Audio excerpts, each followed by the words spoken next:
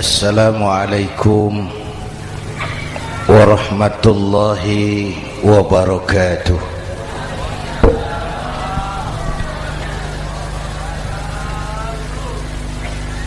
Alhamdulillahi wa kafa, wassalatu wassalamu ala sayyidina Muhammadin al-Mustafa wa ala alihi wa ashabihi ahli sidqi wal wafa, amma ba'd. Para ulama, para habaib, para masyayikh yang saya muliakan, yang terhormat Bapak Kapolres dan Bapak Dandim,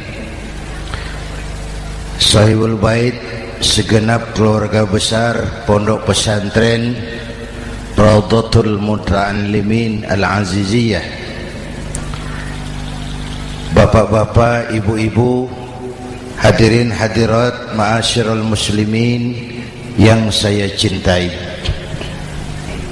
Saya bersyukur dapat menghadiri haflah Maulidin Nabiil Karim, dan saya bangga dan terharu dengan keberadaan Pondok Pesantren Raudhatul Muta'allimin Al-Aziziyah ini.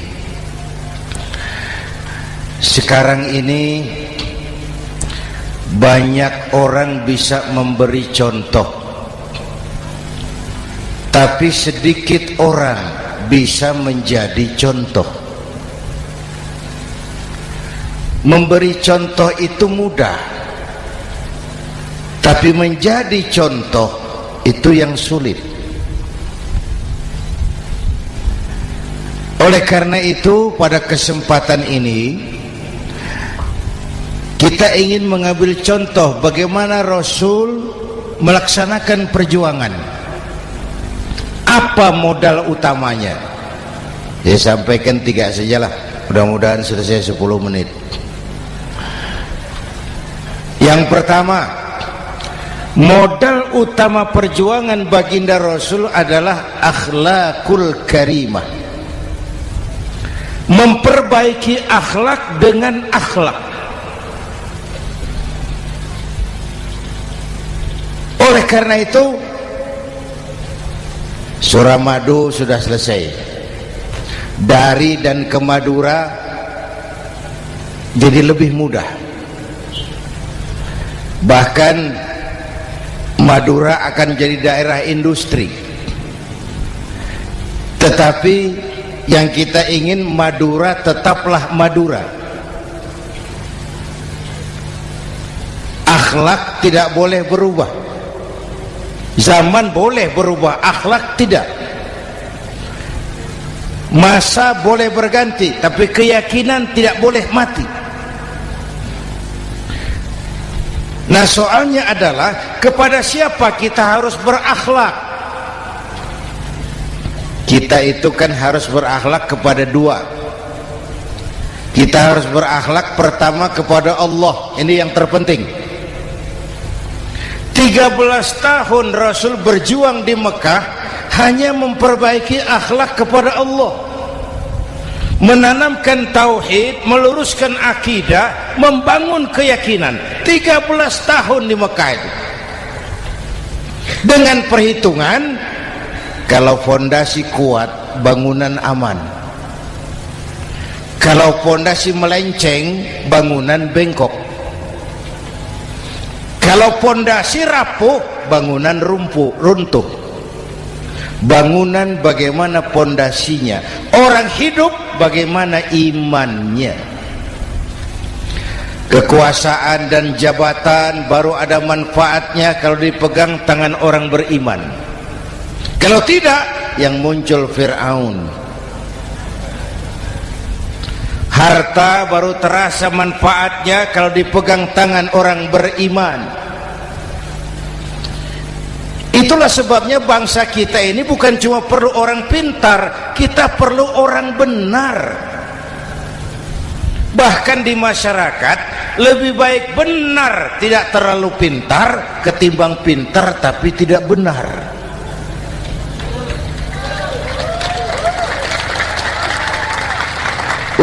Kalau sudah pintar tidak benar, rusak rakyat itu Pak. Disuruh ngurus beras malah nimbun beras, ya. Disuruh ngurus laut jadi bajak laut. Disuruh ngurus hukum, bikin hukum seperti pisau, tajam ke bawah, tumpul ke atas. Kalau yang kecil salah, hukum cepat-cepat ditegakkan. Yang besar salah, diam pura-pura tidak mengerti. Itu yang melukai rasa keadilan.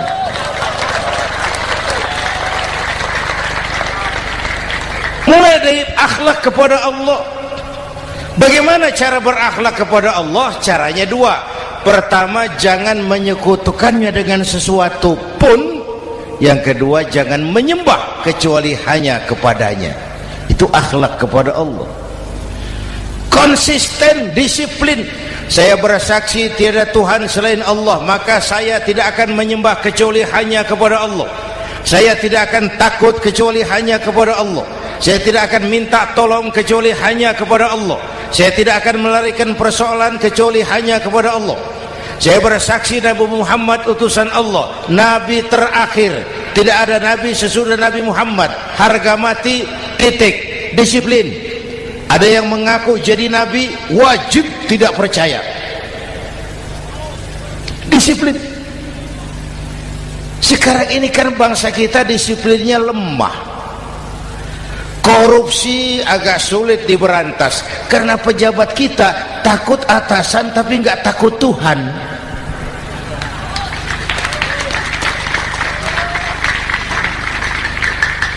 Itu sama dengan anak muda naik sepeda motor ngebut, lampu merah jalan terus, di stop sama polisi. Break. Iya Pak. Minggir. Siap. SIM ada Pak. SNK ada Pak. Tahu kau lampunya merah? Tahu Pak. Kenapa lewat terus? Saya nggak tahu, ada bapak. Itu disiplin kita. Tenang benar jawabnya, kayak orang nggak salah itu.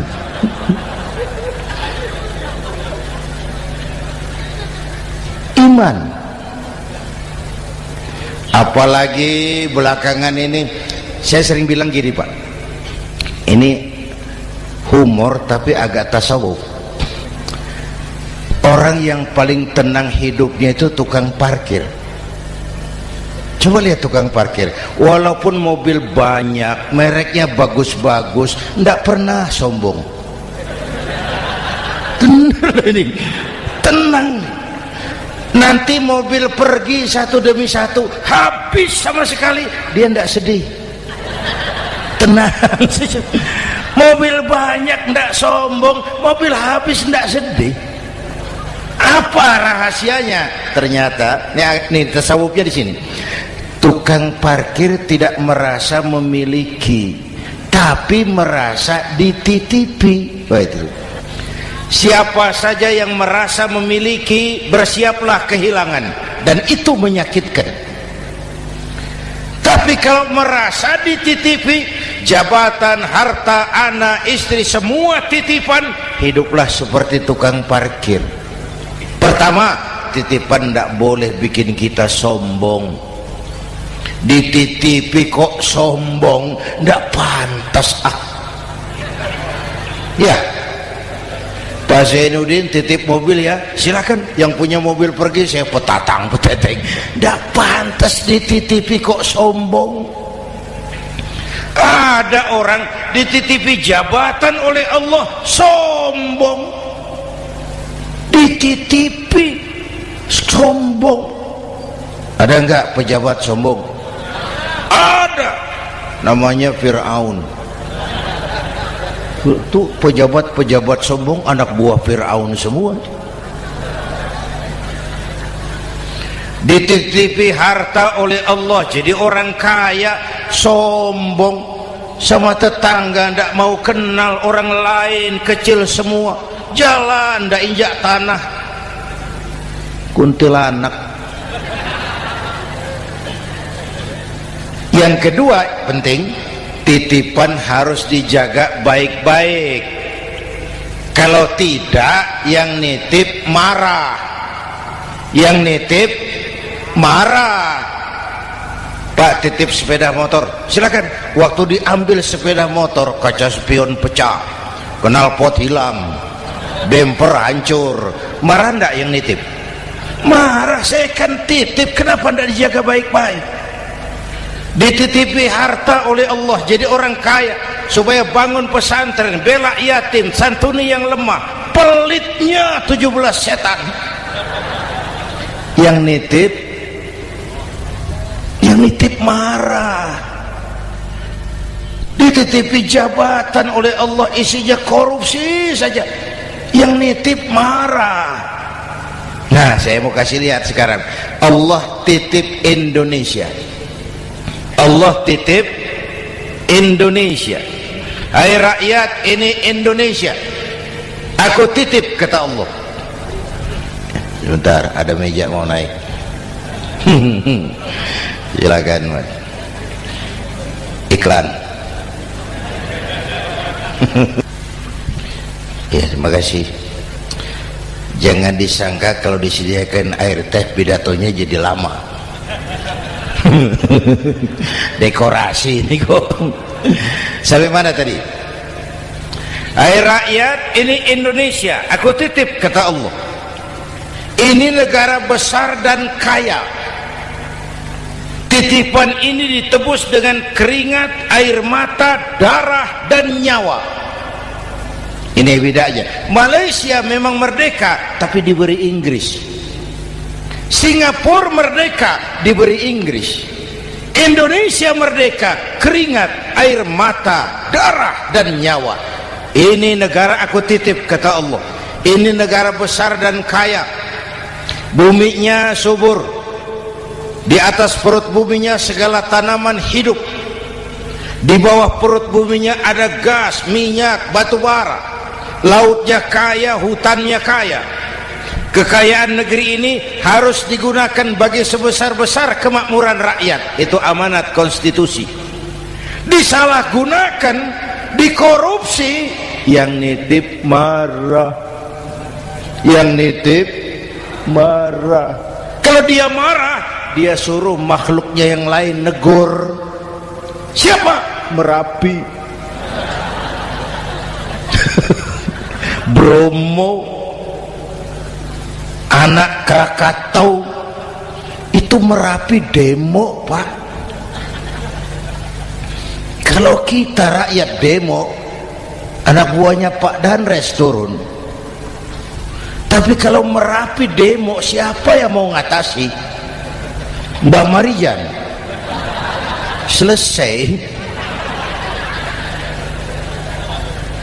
Sekarang Mbah Marijan sudah kumpul sama Mbah Surip di alam barzah, dia sudah ketemu dia. Kata Mbah Surip, tenang Mbah Marijan, tak gendong, aman sudah. Aman sudah. Saya mau bilang Merapi itu makhluk, Krakatau itu makhluk, Bromo itu makhluk. Tidak mungkin makhluk bergerak dengan sendirinya, pastilah ada yang menggerakkan. Maka baik-baiklah sama yang bikin angin supaya bertiupnya sesuai keperluan. Baik-baik dengan yang bikin air supaya datangnya sesuai kebutuhan. Baik-baik sama yang bikin gunung supaya meletusnya pelan-pelan.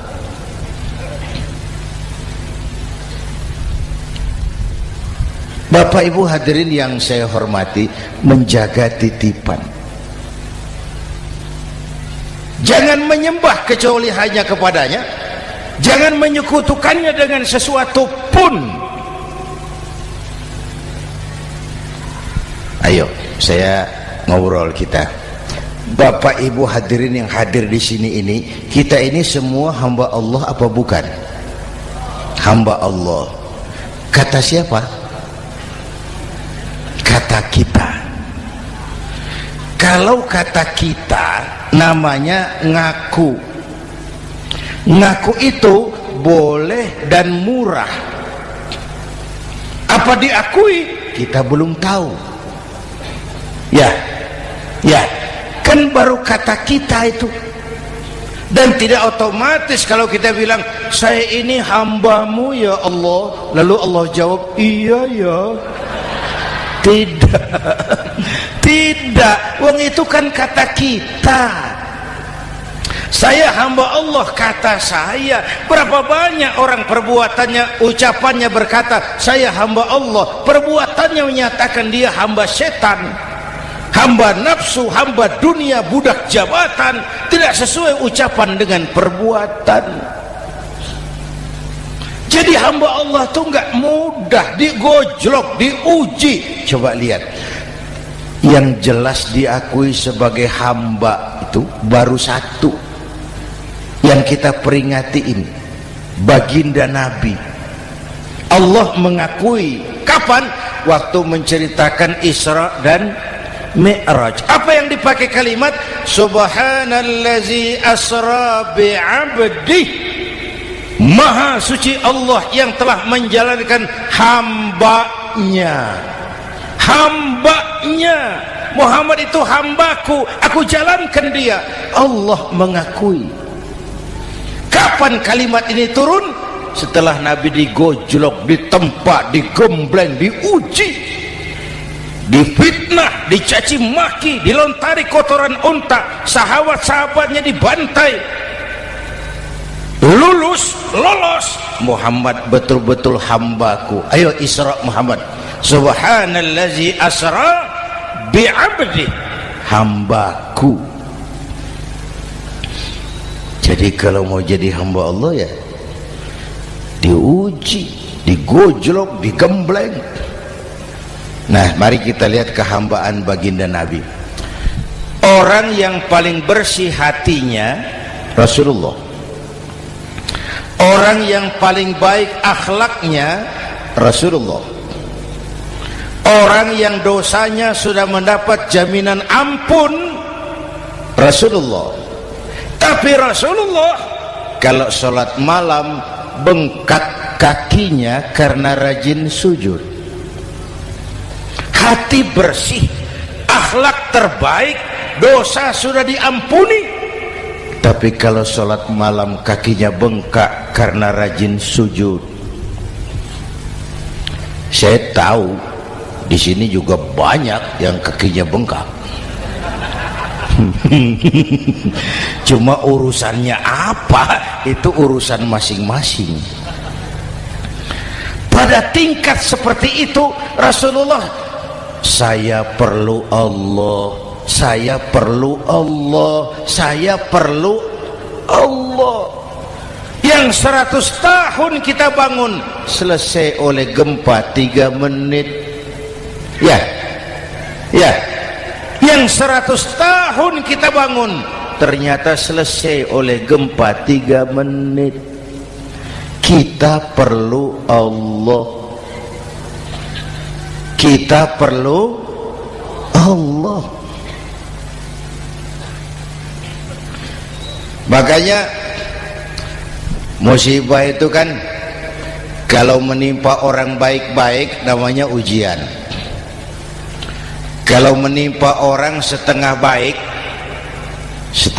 itu paru-paru yang bikin malaikat bingung. Sholat rajin, maksiat tekun, baca Quran mau, fitnah orang hobi, ngaji nyolong jalan terus.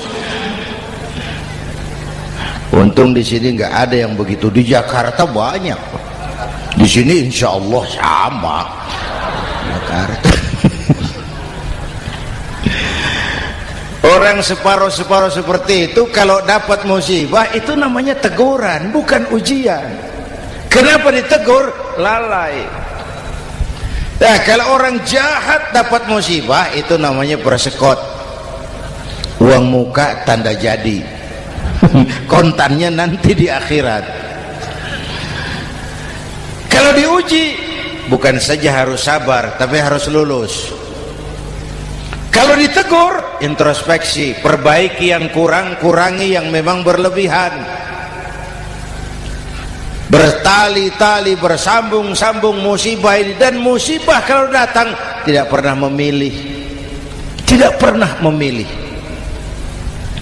Bapak Ibu hadirin yang saya muliakan, jadi mari yang pertama jaga akhlak kita kepada Allah. Jangan menyekutukannya dengan sesuatu pun, jangan menyembah kecuali hanya kepadanya. Sekarang kan musim entertain, orang pandai membangun pencitraan, orang pinter bikin bungkusan. Sekarang ini kiai sama dukun tipis bedanya.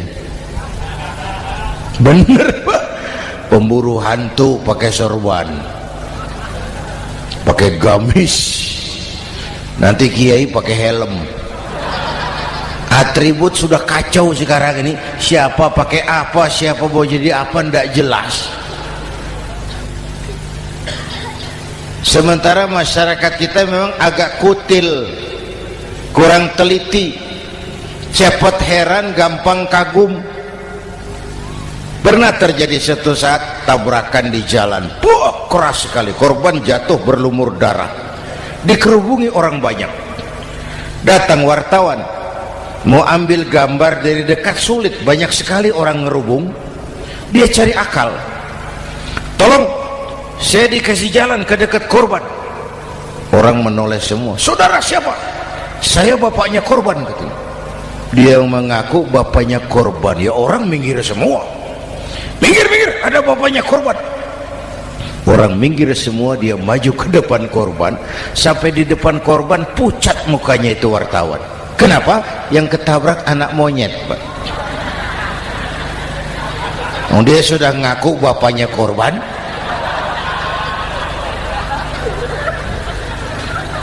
Ini cerita pendek tapi pesannya dalam. Kalau belum kenal benar jangan cepat-cepat ngakui. Ya, rakyat harus cerdas sekarang ini. Emas pasti kuning, benar itu? Apa semua yang kuning pasti emas? Udah cerdas lah itu, udah cerdas lah itu.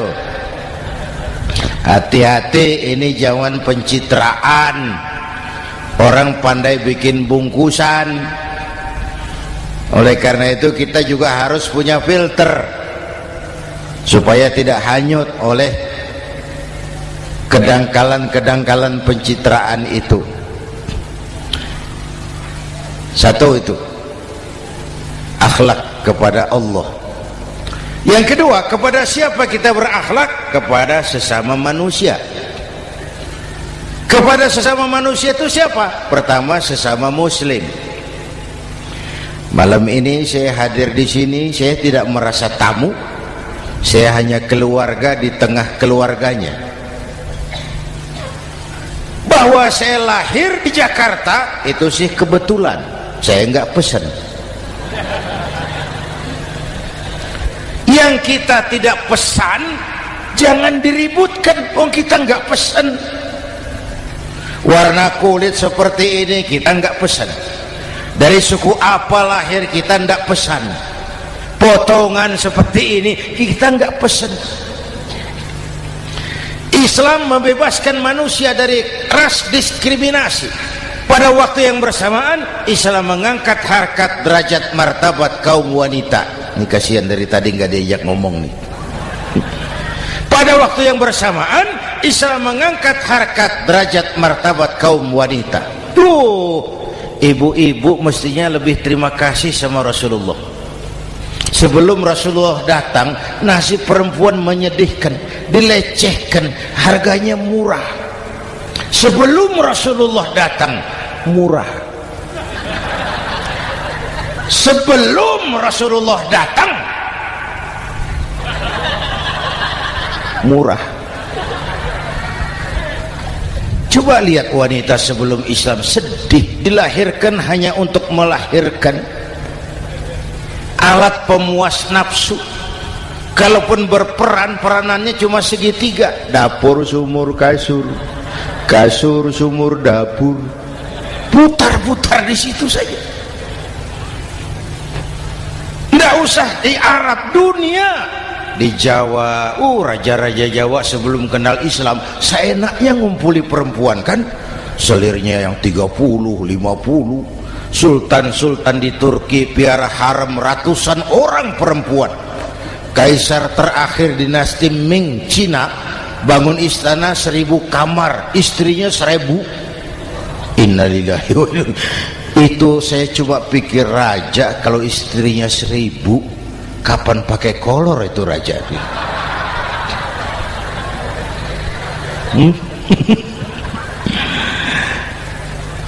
Rasulullah datang terenyuh, an-nisa imadul bilad, perempuan jangan diperlakukan begitu, perempuan tiang negara, kalau baik perempuan baik negara, kalau rusak perempuan hancur negara.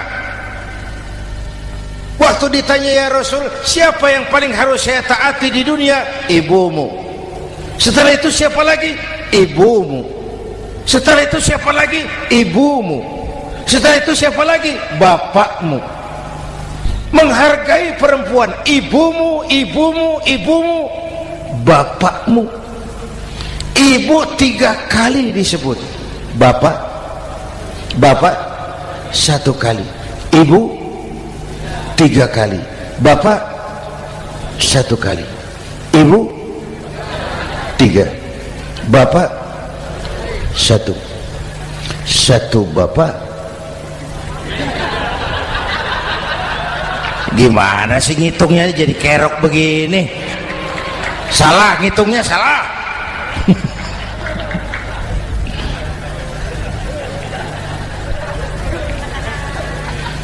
Lalu dicairkan kehidupan kemasyarakatan di masjid. Masya Allah, masjid itu pendidikan demokrasi betul. Pertama, siapapun masuk masjid copot sandal, buka sepatu. Benar itu? Ini masyarakat yang mau kita bangun. Tidak ada warga negara kelas 1, semua sama. Lurah masuk masjid buka sepatu, rah. Camat masuk masjid buka sepatu, mat. Gubernur masuk masjid buka sepatu, Nur. Nikmatnya masyarakat masjid, nikmatnya masyarakat masjid. Coba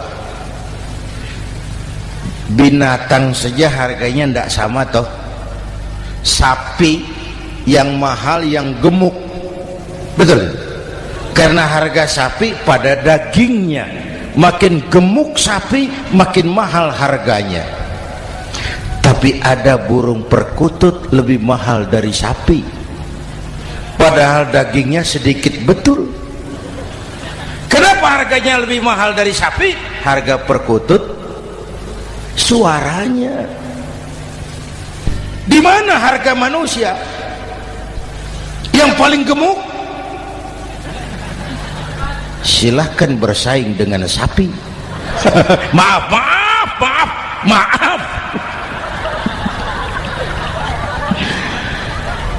Inna akramakum indallah atqakum.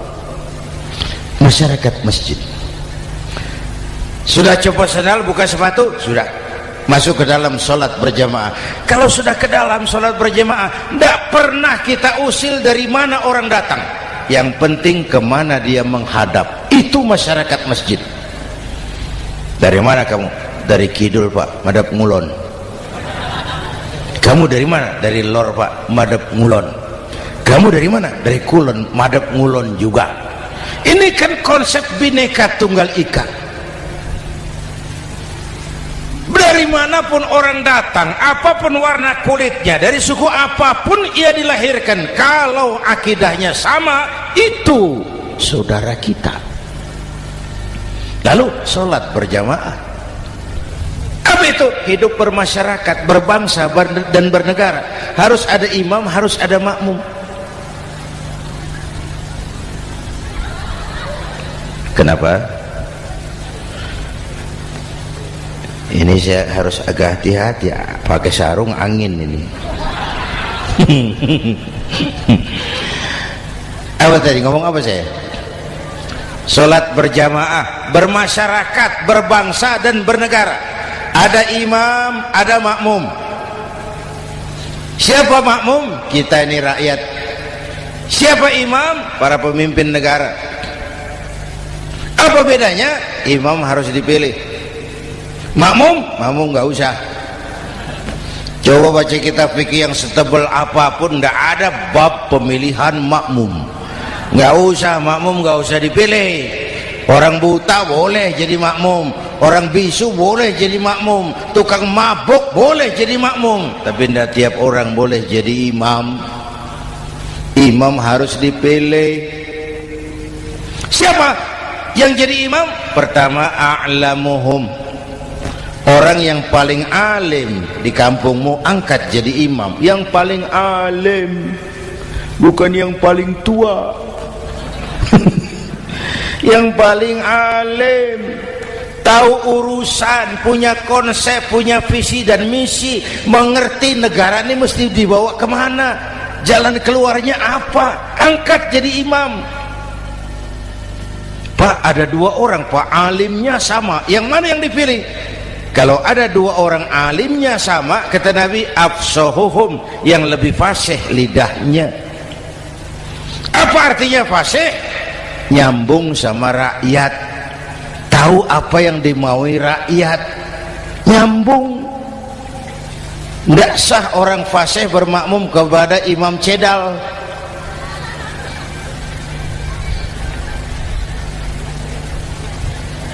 Kenapa Bu? Nyambung. Capek kalau punya imam gak nyambung sama makmum. Makanya kalau sudah jadi imam, pesan Nabi apa? Idza amma ahadukumun nasa falyukhaffif. Kalau kamu jadi imam, ringankan sholat kamu, jangan terlalu panjang. Itu makmum tidak sama kekuatannya. Ada yang tua renta, diri saja sudah gemetar. Ada makmum yang punya darah tinggi, kalau sujud lama kepalanya sakit. Ada makmum yang sudah janji habis sholat mau terima uang.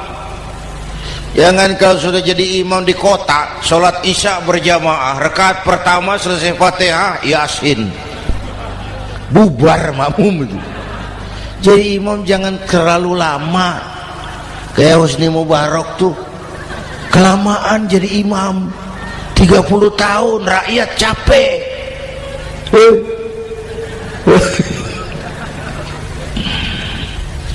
Bapak Ibu hadirin yang saya hormati, nah masyarakat Islam ini loyal, taat, setia. Kapan? Kalau imamnya benar. Imam takbir, makmum takbir, imam ruku', makmum ruku', imam i'tidal, makmum i'tidal, imam sujud, makmum sujud. Tapi masyarakat Islam tidak buta.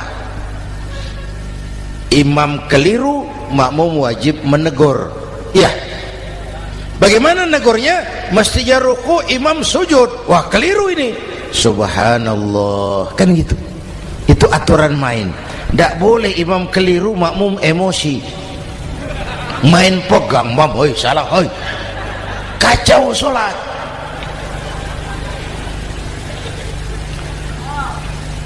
Imam buang angin,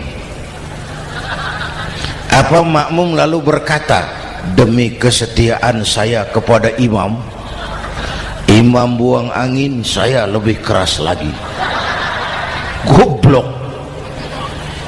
Iyyaka na'budu wa iyyaka nasta'in. Sampai situ imam buang angin, minggir, tidak usah ribut. Yang di belakang satu orang maju ke depan, lanjutkan pekerjaan imam. Yang penting imam tahu diri, buang angin, minggir. Ini negara rusak karena imam sudah buang angin. Tenang aja, kayak orang nggak salah gitu loh.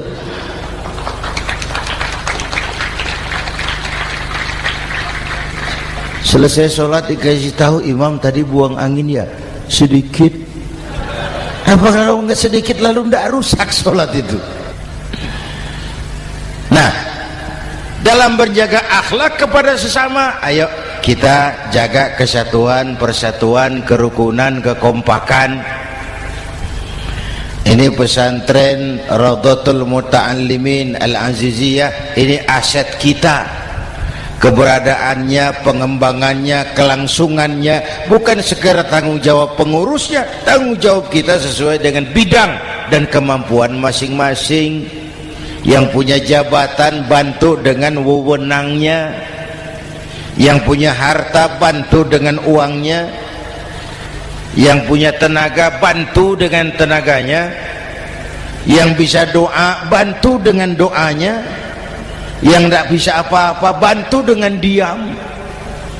Diam saja lumayan loh itu membantu.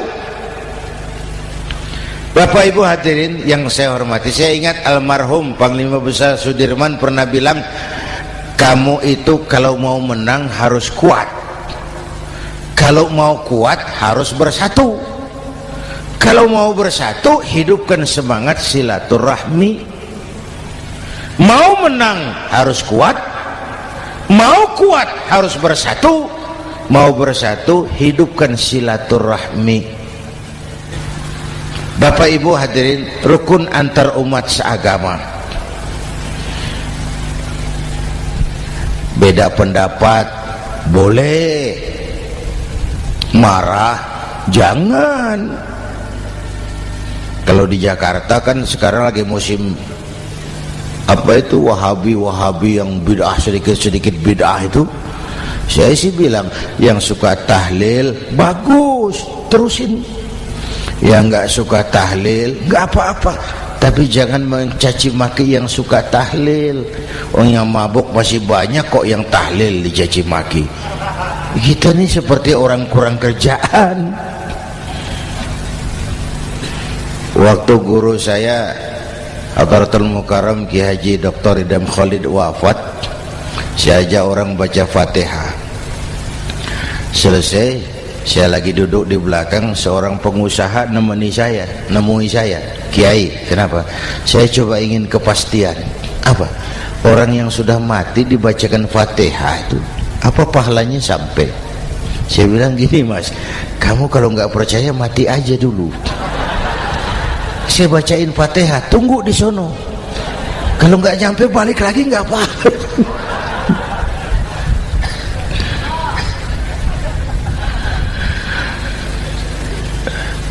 Depan rumah saya itu ada masjid, Pak, pakai beduk seperti itu. Ada teman saya Kiai pakai beduk masjidnya. Iya pakai. Kan Rasulullah enggak pakai. Enggak, memang bid'ah tuh. Oh, siapa bilang?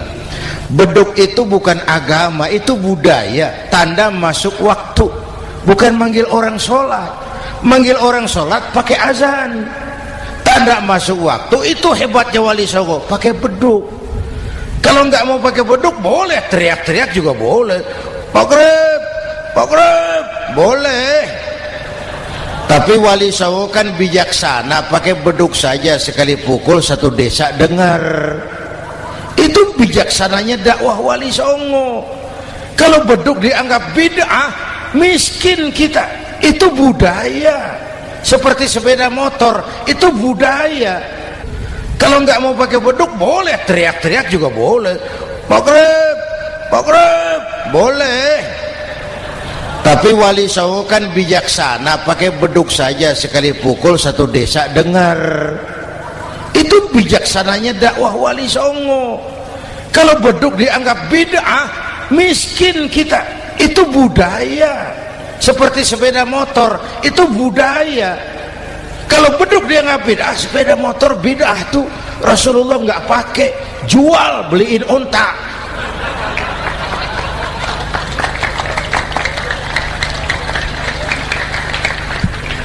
Ayo cari persamaan, jangan memperbesar perbedaan. Hormati pendapat orang kalau pendapat kita juga ingin dihormati.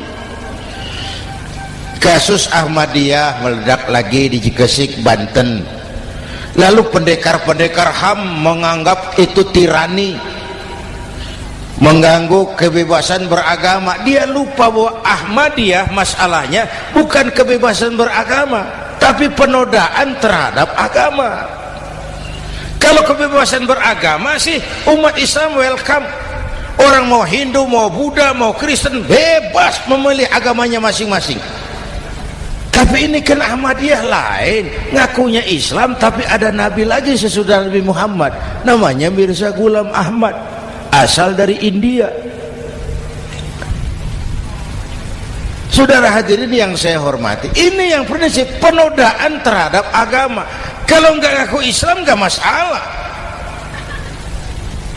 Supaya mau aman caranya cuma dua, Ahmadiyah jadi agama sendiri, karena Malaysia sudah melarang, Brunei sudah, Rabitoh Alam Islami menyatakan aliran sesat, Saudi Arabia melarang pengikut Ahmadiyah pergi bikin haji, dia dianggap non muslim. Cuma memang pemerintah kita nggak tegas. Kalau dari dulu dinyatakan dilarang, nggak akan ada lagi kasus-kasus seperti itu.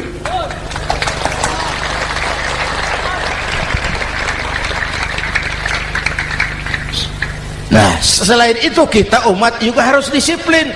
Coba sudah berapa banyak nabi bermunculan di Indonesia. Dan Indonesia ini saya heran, Indonesia ini pasar bagus, Pak. Kalau ada nabi, ada aja pengikutnya, saya heran tuh. Indonesia ini pasar bagus. Ada Ahmad Musaddiq Al-Qiyadah, jadi nabi. Konsultan bulu tangkis jadi nabi. Dapat wahyunya di Bogor, ditangkap polisi 4 tahun. Muncul lagi di Bandung, namanya Sayuti, tukang cukur, ngaku dapat wahyu jadi nabi, ditangkap polisi lagi 2 tahun. Di Malang Ustadz Roy, ya sebenarnya petinju, dia masuk Islam, mu'alaf, belajar Islam tidak pakai guru, diutak-atik ayat Quran. Sholat kita harus mengerti artinya, maka sholat boleh pakai bahasa masing-masing. Ramai masjid. 2 tahun penjara. Di Jakarta muncul lagi Lia Edan, ngaku Jibril, ditangkap juga oleh polisi. Kita salut sama polisi kita lah, bukan cuma teroris, Jibril ditangkap Pak Kapolres. Saya bilang sama teman-teman polisi, untung dia ngaku Jibril, Pak. Coba kalau dia ngaku Israel, lebih gawat itu.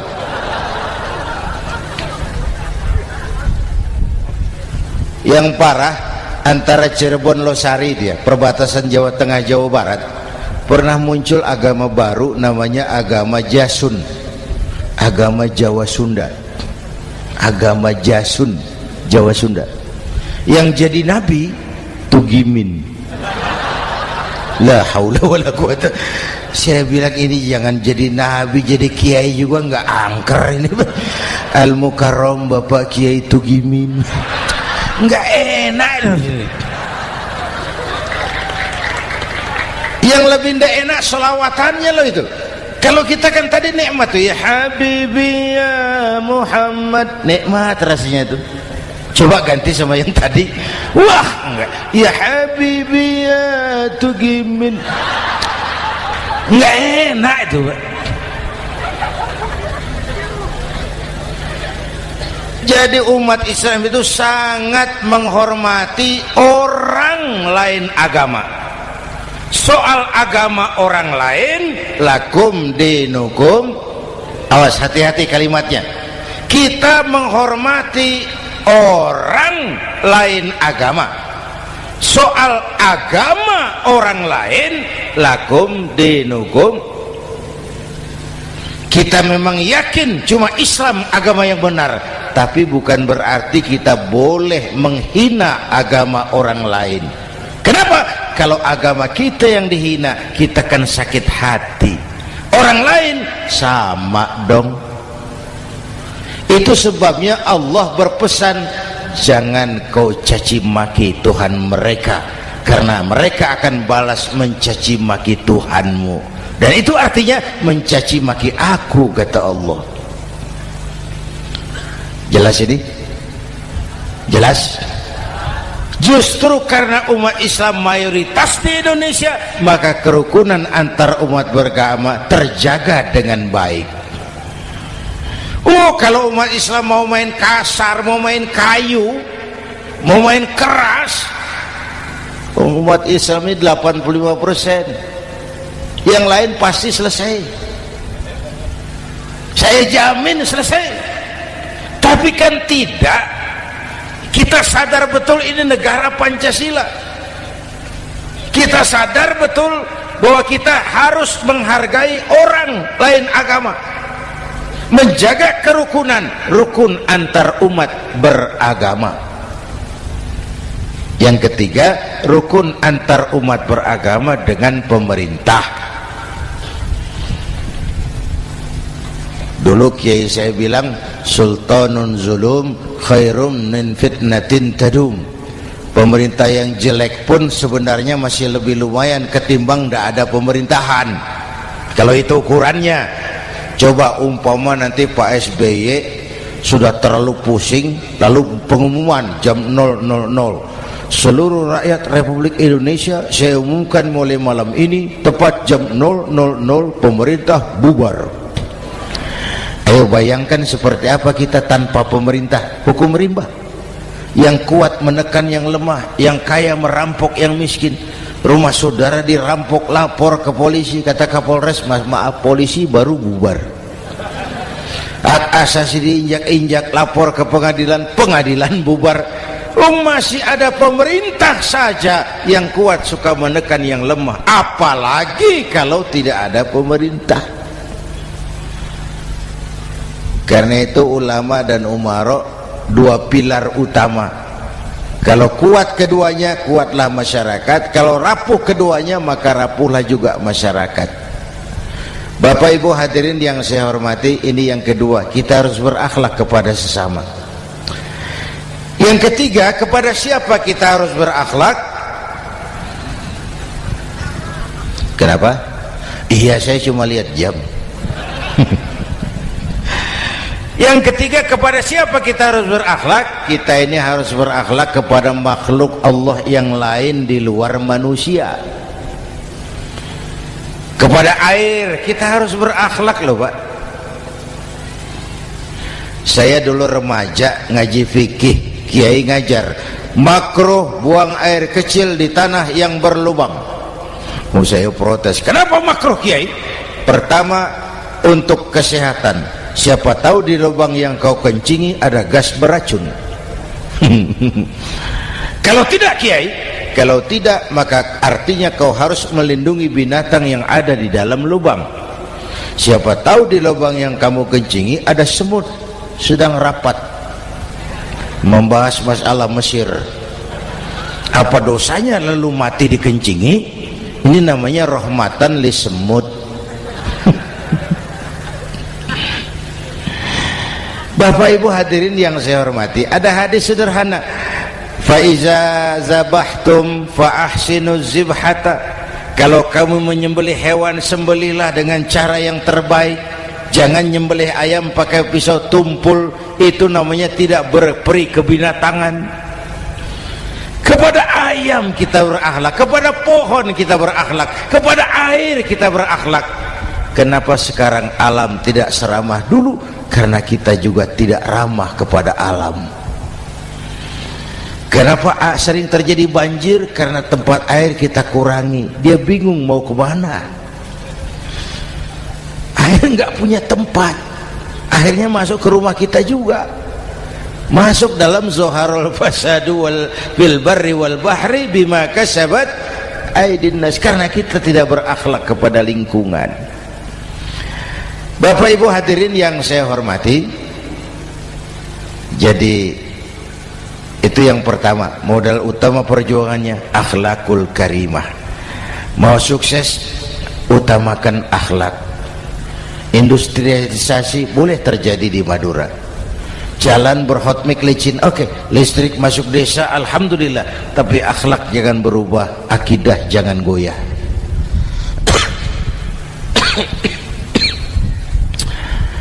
Teknologi tidak bahaya, yang bahaya orang yang menggunakannya.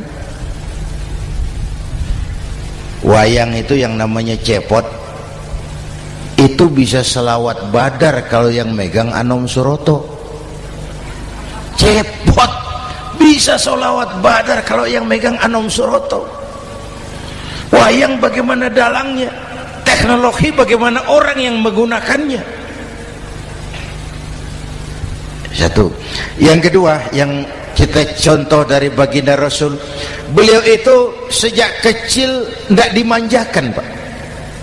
Lahir ke dunia tidak sempat melihat wajah bapak. Umur 6 tahun ditinggal ibu.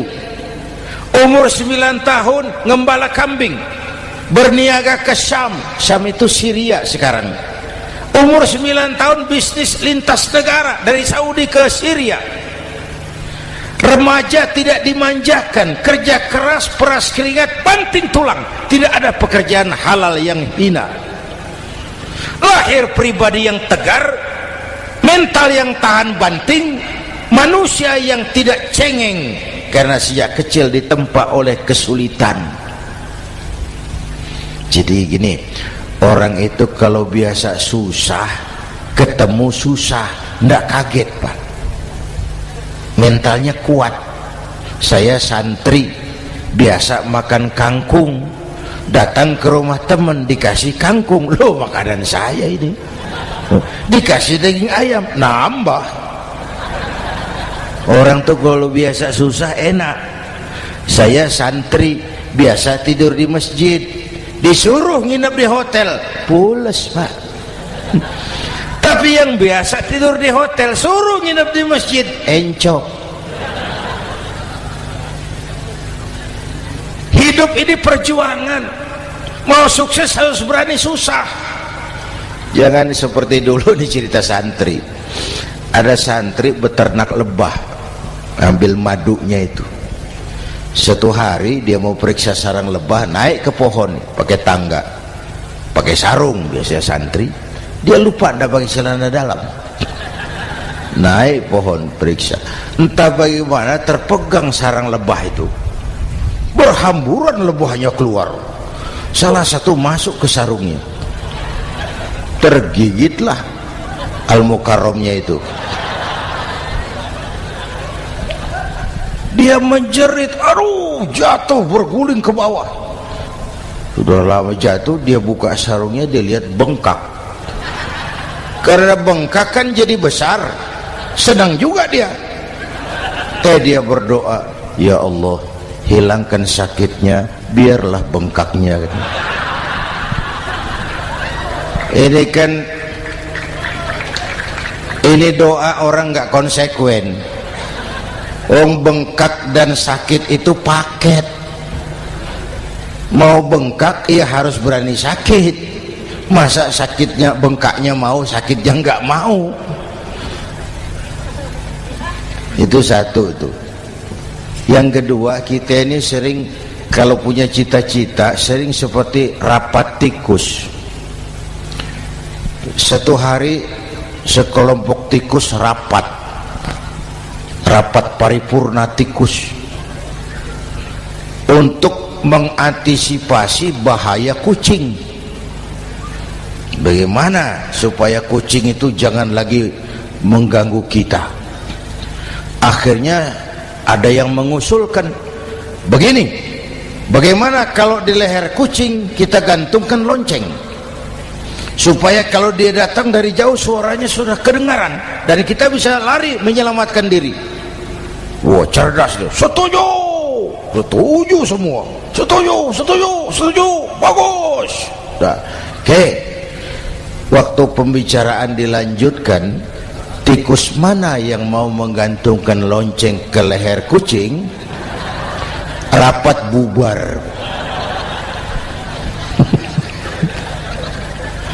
Setuju, akur. Iya. Waktu kerja selesai. Bapak Ibu hadirin yang saya hormati, terutama anak-anak saya, para santri, remaja, pemuda. Hidup ini persaingan. Bapakmu tamat SD, nak, kau sarjana. Bapakmu cuma jadi RT, nak, kau camat.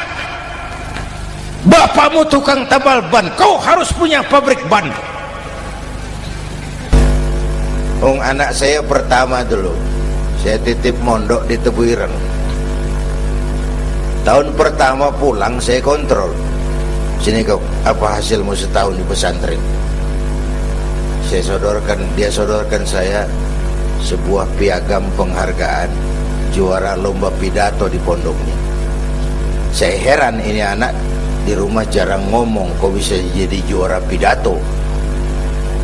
Saya tanya, kamu bisa pidato, apa yang dipidatoin? Dia bilang, kan kaset ayah dihafalin gitu. Ya saya ketawa juga, waktu itu dia masih anak-anak. Baiklah, tapi apa cita-citamu? Saya kepengen seperti ayah. Wah, kau ini salah.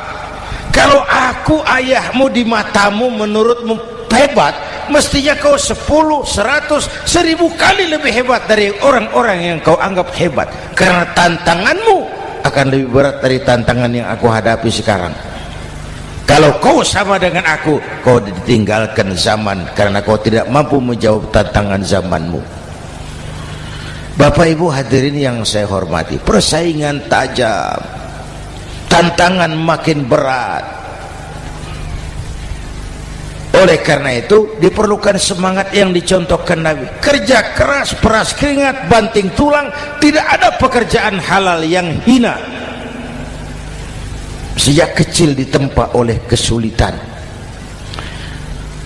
Asal jangan seperti saya tadi ngobrol sama teman-teman, sekarang ini di negara kita banyak politisi miskin negarawan.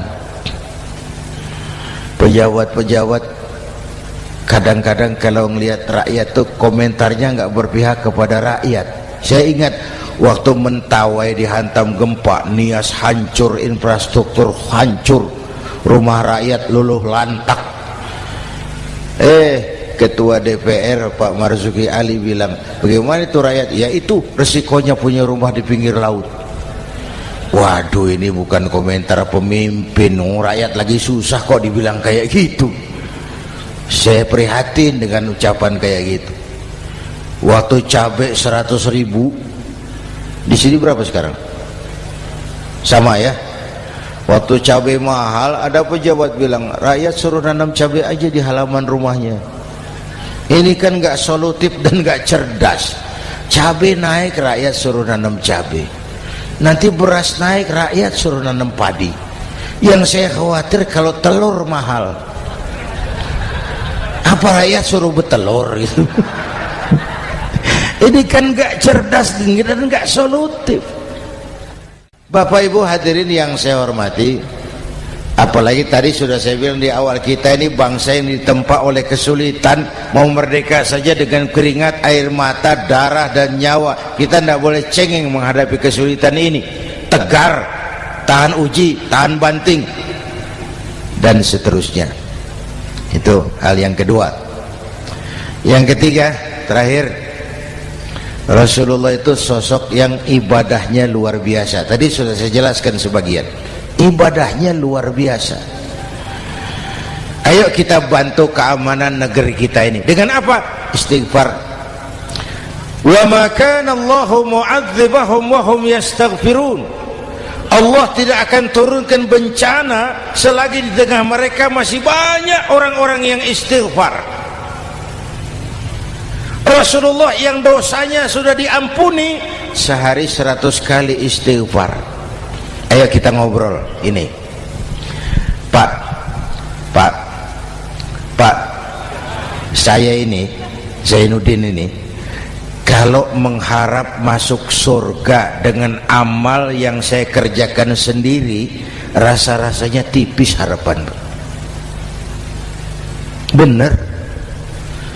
Sholat saya berapa banyak saya tahu, sedekah saya berapa duit saya tahu, dosa saya berapa banyak saya tahu. Lalu saya baca sejarah, Nabi Adam dosanya 1, makan buah khuldi, dikeluarkan dari surga. Nabi Adam dosanya 1, dikeluarin. Kita dosanya banyak, kepengen masuk. Ini enggak nyambung ini. Nabi Adam Nabi Adam dosanya satu, dikeluarin dari surga. Kita dosanya banyak, kepengen masuk, nggak nyambung. Apa yang bikin saya besar hati? Apa yang bikin saya optimis? Ada dua, Pak. Pertama yang disebut rahmat Allah, yang kedua disebut syafaat Rasulullah. Dua itu, Pak. Oh, kalau kita ini insya Allah nanti sampai ke surga, amin, amin. Kalau kita ini sampai ke surga, Pak, saya jamin itu bukan karena amal kita, itu karena rahmatnya Allah. Ndaklah seberapa banyak sih amalan kita mau menggapai surga. Kalau bukan karena rahmatnya Allah, sulit sampai ke sana. Hei manusia, dosamu besar, tapi lihat rahmatku lebih besar. Hei manusia, salahmu banyak, tapi ampunanku lebih banyak. Kau nangis di hadapanku, aku senyum melihatmu. Kau berjalan menujuku, aku berlari menyambutmu. Istighfarnya sehari 100.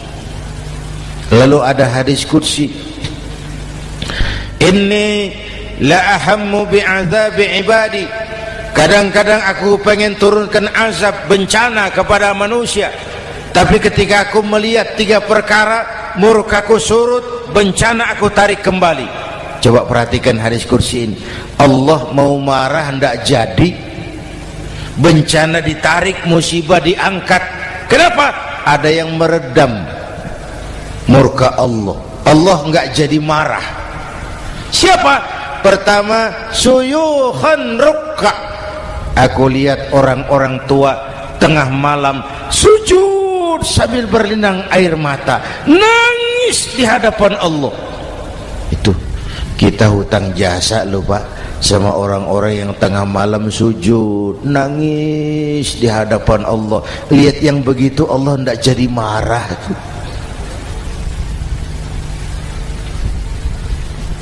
Saya tahu bapak-bapak ini, ibu-ibu kan suaminya sering bangun tengah malam ya, Bu. Kencing. Bikin bingung malaikat. Sudah mau ditulis tahajud, kencing doang. Kata malaikat, sialan, hampir salah tulis.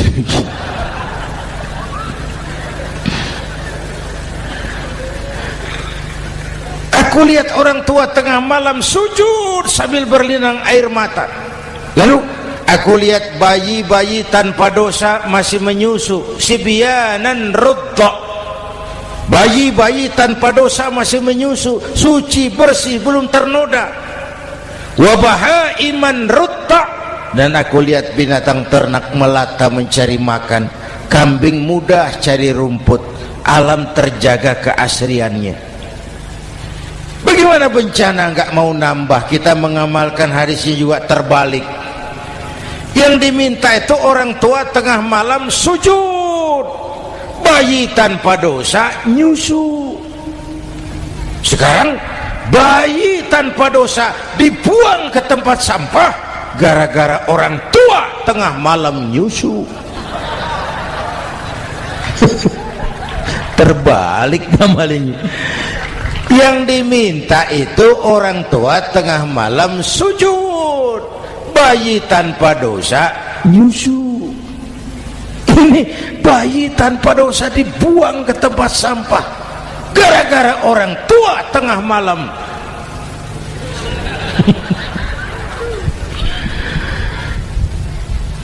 Bapak Ibu hadirin yang saya hormati, rahmat Allah kita perlu. Yang kedua, syafaat Rasulullah. Mari saya cerita syafaat sedikit. Ini sudah jam 00:05 ya. Ini kalau hitungan Indonesia ini sudah ganti hari, Pak. Jadi inilah ceramah terpanjang di dunia. Bayangkan saya pidato dari hari Selasa sampai hari Rabu.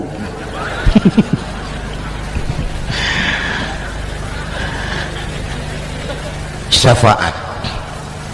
Agak saya singkat ceritanya. Nanti itu Pak, setelah alam ini hancur sehancur-hancurnya, bumi gempa, gunung meletus, air laut tumpah ke darat, halilintar menyambar, planet-planet bertabrakan, semua yang hidup mati bareng tanpa persiapan, termasuk malaikat mati. Yang tinggal cuma Allah sendirian. Yang lain hancur semua, tinggal Allah sendirian. Allah patroli, berseru-seru, limanil mulkul yaum, ahai, siapa penguasa hari ini? Mana Fir'aun yang ngaku Tuhan? Nongol kalau memang Tuhan. Mana Abrahat, mana Namrus, mana itu Benito Mussolini, mana itu Adolf Hitler, mana itu Hosni Mubarak? Penguasa-penguasa yang ngaku berkuasa, nol kalau memang penguasa. Gak ada yang jawab Pak, semua sudah rebah. Allah lalu berkata, la ilaha illa ana. Ternyata tidak ada Tuhan lain selain aku. Allah sombong waktu itu. Kalau Allah sombong itu pantas. Hadis qudsi mengajarkan al-kibriya'u libasi, sombong itu pakaianku, kata Allah. Cuma aku yang pantas pakai. Kamu manusia nggak pantas pakai pakaianku, kebesaran. Pakaian Allah mau dipakai, sombong itu pakaian Allah, cuma Allah yang pantas pakai. Nanti itu yang pertama dihidupkan bukan kita, malaikat dihidupkan lebih dulu. Tiupan pertama, malaikat hidup semua, diatur panitia akhirat. Yang nyambut tamu siapa, yang pimpin marawis siapa, Malik siap, sediakan neraka. Aku mau bakar itu bajingan tengik yang waktu di dunia nggak mau sujud, jauh dari ulama, tinggal di masyarakat jadi biang kerok, sama yatim kejam. Sediakan neraka. Baik Ridwan, iya, sediakan surga. Aku mau balas hamba-hambaku yang waktu di dunia rajin sujud, dekat dan cinta kepada ulama, santun kepada yatim, suka menolong orang yang memerlukan pertolongan. Baik Jibril, Mikail, iya, ke surga. Untuk apa ya Rabb? Ambil kendaraan bernama Buraq, turun ke alam, cari di mana kubur kekasihku Muhammad, bangunkan dari kuburnya, bawa ke surga. Turun Jibril dan Mikail, cari kubur Nabi. Wong alam sudah hancur-hancuran, jangan cari kuburan, cari bangkalan aja nggak ketemu. Bingung dua-dua. Jibril, sebelah mana kubur Nabi? Nggak tahu Mikail. Lalu dua-duanya sujud mohon pertolongan Allah. Dengan izin Allah terbuka kubur Nabi. Allahumma sholli alaihi wa ala alihi. Bangun dari tidur seperti orang bangun dari kubur seperti orang bangun tidur. Nabi mengusap mata, menoleh ke kanan Jibril, menoleh ke kiri Mikail. Lalu tanya, ayu yaumin hadza ya Jibril? Ini hari apa Jibril? Ini hari apa? Hadza ma wa'ada ar-Rahman. Ini hari yang dijanjikan Allah Muhammad. Ini kiamat. Kiamat Jibril? Kiamat. Jibril, kalau memang ini hari kiamat, aina ummati? Umat saya mana Jibril? Umat saya mana? Allah Karim.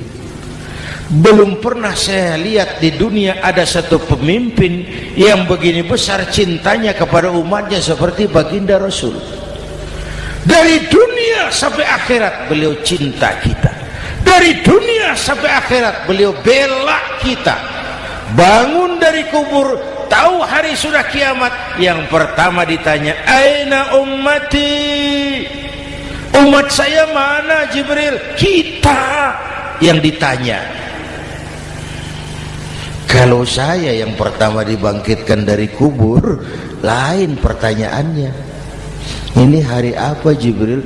Kiamat Zainuddin. Oh, bini saya mana Jibril? Nabi enggak tanya Khadijah wala Fatimah wala Aisyah, aina ummati? Umat saya mana Jibril? Umatmu? Iya. Kau manusia pertama yang dibangunkan dari kubur. Yang lain masih dikubur. Oh. Lalu kita ke surga Muhammad. Perintah Allah, perintah Allah.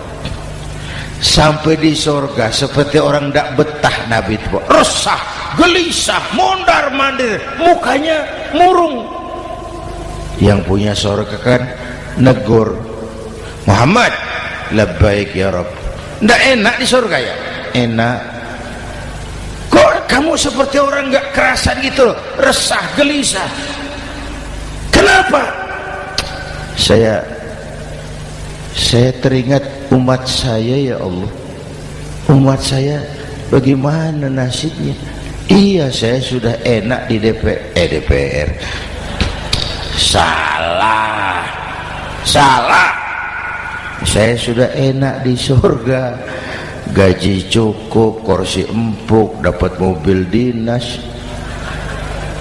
Nggak.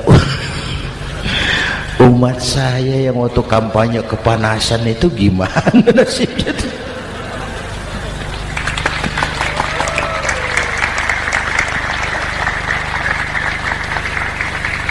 Makanya dulu di Senayan, di depan kantor DPR tuh banyak tukang kaca jualan di situ.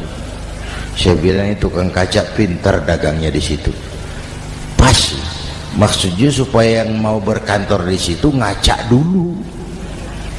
Ya, wakil lurah pasti tidak lebih tinggi dari lurahnya. Wakil camat tidak lebih tinggi dari camatnya. Ini kenapa wakil rakyat kok selalu lebih tinggi dari rakyatnya?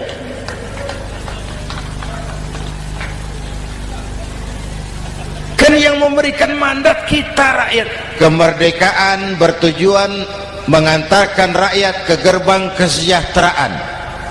Lalu rakyat mempercayai tugas itu kepada pemerintah dan wakilnya di DPR. Saya percayakan kamu mengantarkan rakyat ke gerbang kesejahteraan. Itu amanat Undang-Undang Dasar. Biasanya yang diantarkan sampainya lebih dulu biasanya. Yang diantar sampai lebih dulu, yang mengantar nyusul, namanya ngantar belakangan. Ini lebih cepat wakil rakyatnya makmur daripada rakyatnya. Yang mau ngantar makmurnya lebih dulu dari yang mau diantar. Yang diantar kelelerahan di jalanan, yang mengantar udah sampai.